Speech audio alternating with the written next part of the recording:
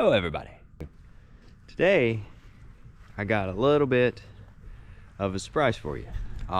It's a vehicle that kind of got me into classic cars and things that I was working on as a kid. It's very unique. You don't see a lot of them. But anyway, got my dad here and he's going to tell a lot of the story. It's kind of the origin of me working on cars. Welcome to Treerow Rescue.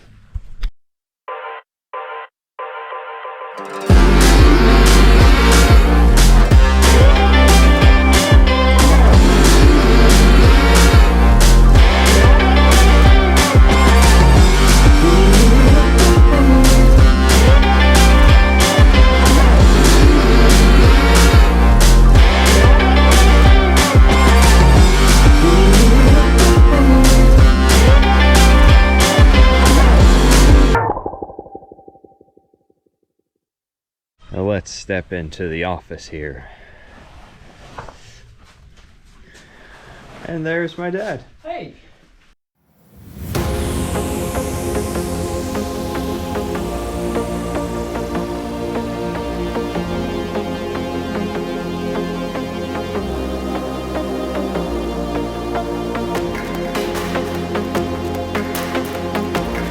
It's a 1959 MGA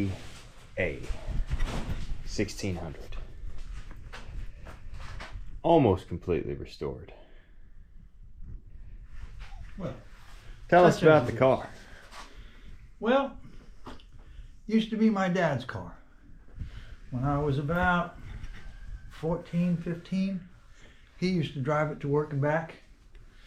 And then he kind of outgrew it, and my brothers and I drove it around for a while. My father taught us how to drive on it, taught us how to work on cars with it. We spent a lot of time working on it. And it's been in the family ever since. My brothers and I have torn it up and torn it apart and put it back together and fixed it up. It's had a pretty rough life. But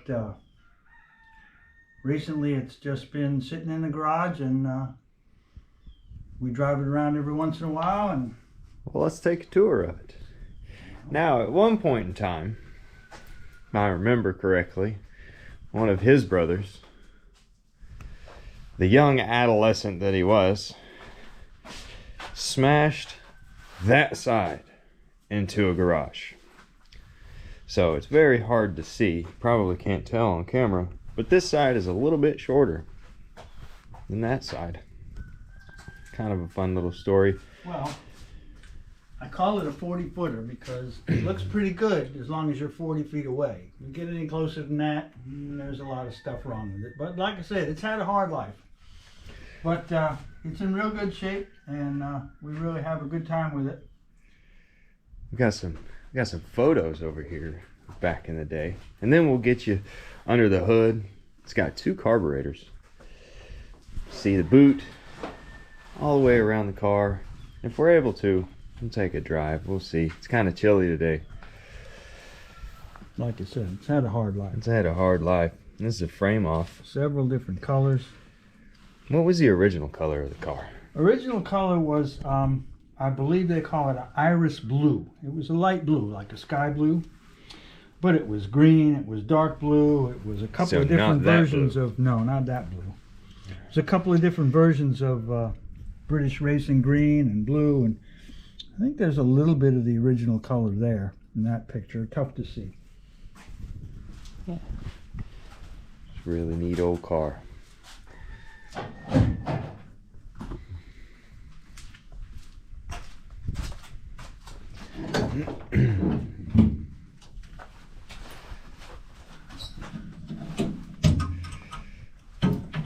All right, tell us a bit about the engine. Well, it's a 1600 cc 4-cylinder engine, dual SU carburetors. Pretty simple, actually. The only thing complicated about it is those carburetors, and it's kind of a magical thing to be able to synchronize them and adjust them and stuff. And once they're right, you don't want to touch them again. But there are guys that own these cars that That's their bane of their existence, is those carburetors. So basically what he's saying is that we're not going to show you how to adjust these. They're fine. We're leaving them be. I know what I'm doing with them, and I've had lots of experience with them, and they are in perfect condition now, and they're going to stay that way. So yeah. It's got the one kind of unique thing about these cars is that the battery is a positive ground. Elaborate. Well, in the normal American cars, you've got your negative terminal on your battery is your earth, is connected to your chassis. In these cars, the negative terminal is connected to your starter, and the positive terminal is connected to your chassis, which it works the same way. Everything works just the same way. Current flows both ways, you know, but you just can't add accessories to this, because any accessory you get has to be a positive ground accessory rather than a negative ground accessory. If you hook up something else, you let the smoke out. It's not a good thing. Fire. Yeah. Fire's not good. I think, Dad, didn't you upholstery these? You did the upholstery yourself? My brother Brian had the car for a while. We hand the car back and forth every once in a while. We'll send it back to New York for a couple of years, and then it'll come back to me for a couple of years. And one year, while my brother Brian had it, he changed the interior from black to this honey tan. So that was one of the things he did to it. Yeah, it sat in my garage for about a year. We didn't really do anything with it, just drove it around. Let's see, let's get in the trunk. And then we'll fire it up. There we go. Plenty of room. Nope, not at all. Yeah. Look here. So this is your tool. Whenever the car was new, it came with something similar to this, didn't it? Something similar. Something similar, yeah. Well, So you put that on your hub, you knock your hubs off, and these are reverse thread, if I remember correctly, right? well, some of them are. One side of the car is left-handed threads. Right. And the fuel gauge for this car is very unique. Where's the fuel gauge at? I gotta find the fuel gauge. It's not up here. You would think it would be up there. I think it has a fuel gauge up there, but no. Fuel gauge is a stick. This is your fuel gauge. This is a fuel gauge. That's full. Yeah, my sending unit doesn't work. Yeah. Fuel. You just shove it right down in there. You load. Oh, and then you know how much fuel you got. That's one of the things that getting the gauges on these cars repaired is nearly impossible. So the speedometer and the tachometer are there, but they're only there for looks because they don't function. Yeah, so they look pretty. You want to do a cold start? Sure, why not? You notice there's no door handles. You release the latch from inside. So let's see how she does on a cold start. It's about 55, close to 60 degrees today here in Florida. That's a fuel pump you hear clicking.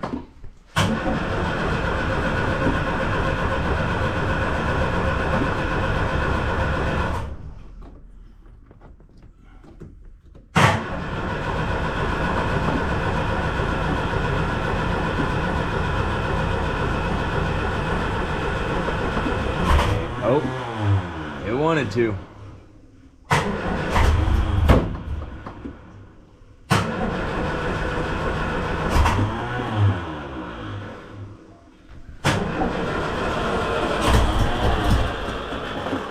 Come on, old girl. There she is. Nope. Not happening. There it is.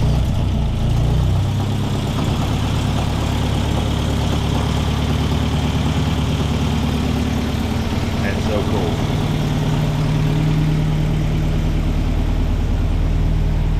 I mean, it's a beautiful car. One of the things when I was growing up and my brothers and I as teenagers were driving this car around, you never knew how much gas was in it or when you were going to run out of gas. The family always knew that there was always 20 bucks hidden in the steering wheel. In case you needed more gas. Always got gas money. Doesn't even really smoke. Doesn't smell rich. Now, back when I was like 10 years old, AVM had just opened, I think, for a couple of years, and so this was parked at the shop, AVM. I was 10 years old, and I was out here messing with the car. Probably wasn't supposed to. I don't think I was supposed to be messing with the car. And it had been sitting for a few years, and I'm playing with the carburetors, playing with the ignition, and I fired it up. Dad comes running out of the office. What the heck are you doing? And the car's running. And then we started working on it again. I helped them get it under primer. We've done a lot of work on this car. And it's such a fun car to drive. We might take it for a spin. We got to move some vehicles. Look, there's the Bourbon running strong. But yeah, this is just, it's a little 4-speed. There's a horn. Rear view mirror. Such a good running little car. I think we're getting ready to take it for a ride.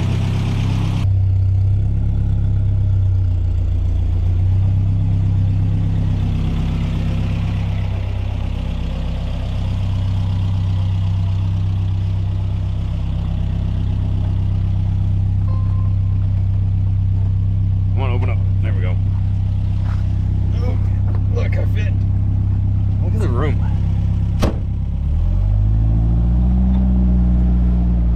Mind you, we're both like 6'4". We're in this little bitty car. Now, I'm going to cut so you can't find us.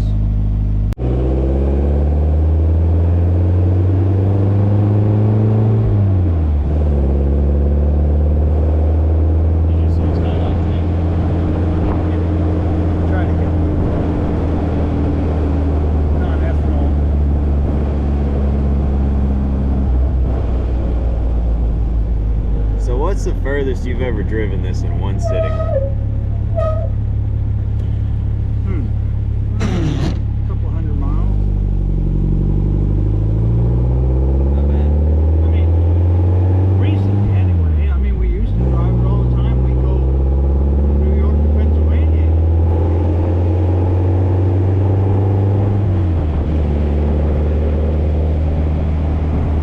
And we're riding around with my sister and 2 of her friends in here.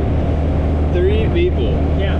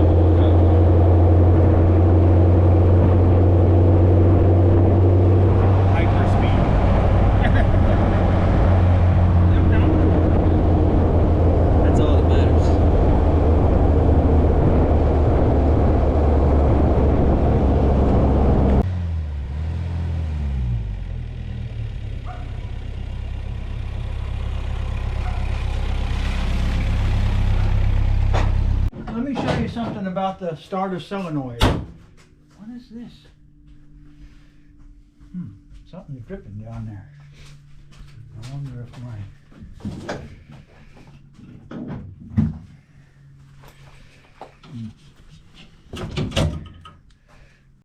So I'll just leave the key turned off. Okay, so right here is the starter solenoid. Check this out. Whenever he pulls on the starter lever, see how? See that?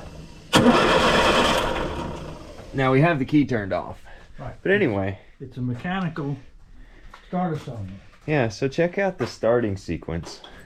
of how you get this all fired up and ready to go down the road. Well,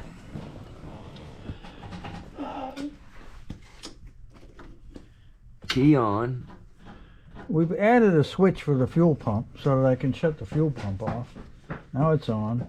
It's that simple.